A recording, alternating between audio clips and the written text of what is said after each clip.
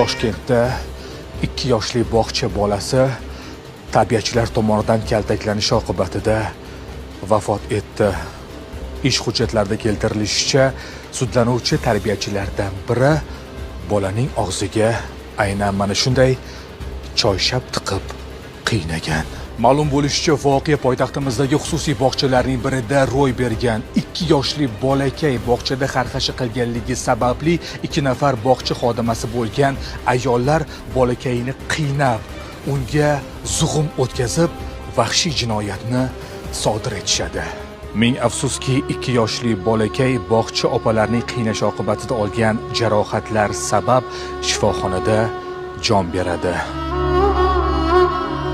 Jinoyat ishlari bo'yicha Olmazor tuman sudi tomonidan 1997-yilda tug'ilgan xususiy bog'cha tarbiyachisi O'zbekiston Respublikasi Jinoyat kodeksining 104-moddasi 3-qismining D bandi, ya'ni qasddan badanga og'ir shikast yetkazish nazarda tutilgan jinoyatni sodir etganlikda aybli deb topilib, unga shu modda bilan Jinoyat kodeksining 57-moddasini qo'llab 6 yil 6 oy ozodlikdan mahrum qilish jazosi tayinlandi.